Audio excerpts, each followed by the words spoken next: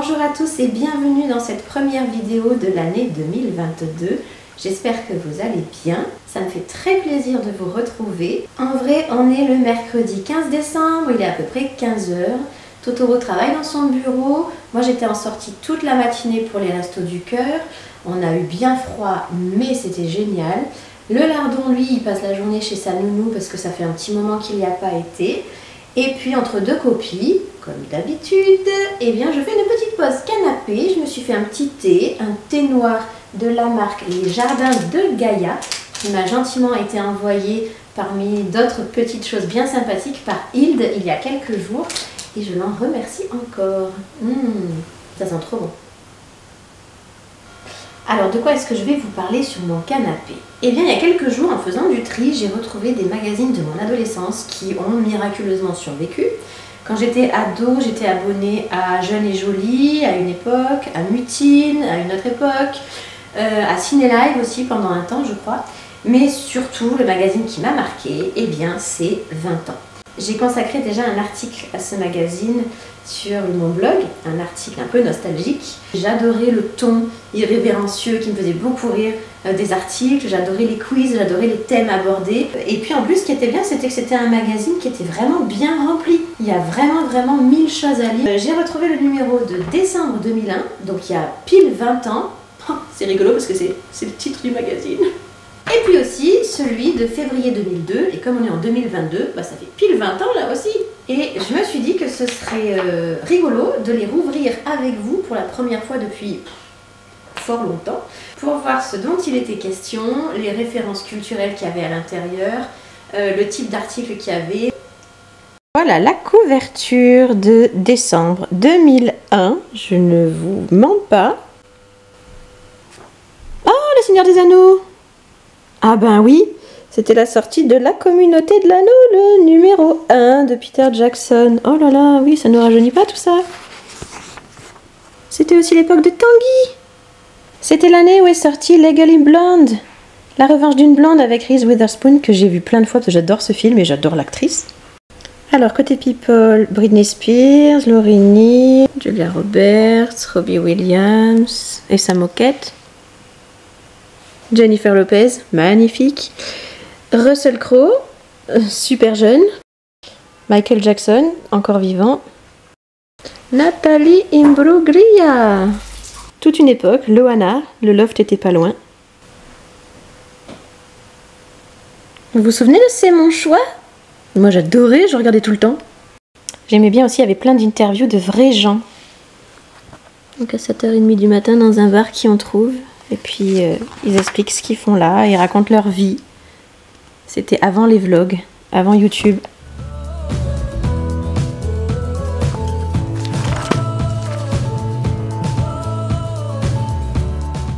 Je me souviens de ce reportage-là, c'était 6 femmes célèbres qui racontaient ce qu'elles allaient faire pour le soir du 31 décembre. Donc il y avait notamment Julie Gaillet, avant tout ça.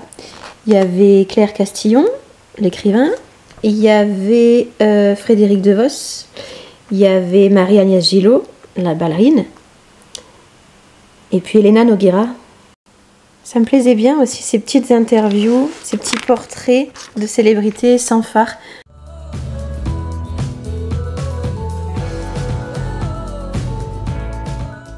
Tif et tordu. J'adorais aussi leurs études pseudo-sociologiques, qui étaient un mélange de trucs un peu vrais, et surtout de grosses marades. Ah, Nicole et Tom. Comment réussir sa rupture?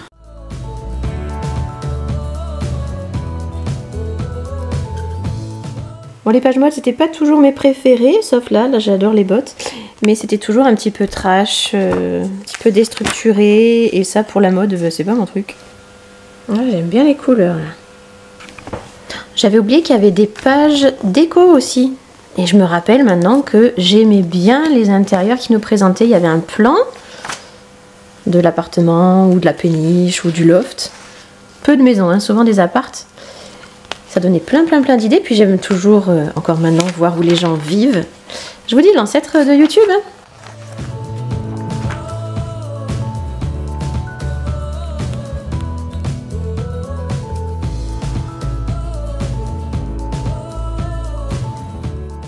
Déjà ce titre, non mais regardez-moi ça. Choisissez un doux éloge de la chose molle et sympathique qui traîne au fond du couloir. Yeah, une interview de Brad Pitt qui sortait Spy Game à l'époque.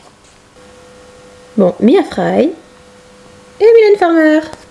Kid Rock et Pamela Anderson, ça vous parle? David Beckham était jeune. Ah bah tiens, dans l'autre numéro, on avait Julie Gaillet, bah là on a Carla Bruni. En lien avec Tanguy dont on parlait tout à l'heure. Ah, j'aimais bien les parcours de vie aussi, les parcours professionnels. Moi j'étais étudiante à l'époque. Ça donnait des idées, de choses à faire ou à pas faire. Et puis il y avait des trucs pratiques.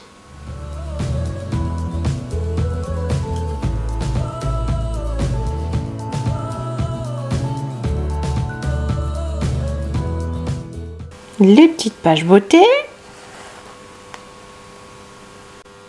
Ah oui, j'avais exactement ce gommage.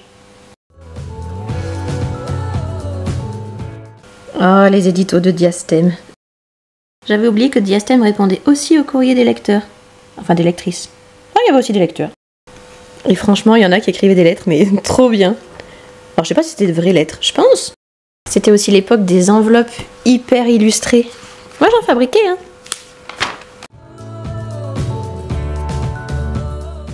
Voilà, c'était une façon, j'espère, un petit peu originale de commencer cette nouvelle année. Je vous souhaite une très jolie et douce année 2022, qu'elle commence le mieux possible pour vous et pour vos proches. J'espère que cette vidéo vous aura plu, qu'elle vous aura au moins un petit peu amusé, peut-être rappelé des souvenirs. Et puis je vous dis à très vite pour... Et je vous dis à très bientôt. Bye bye.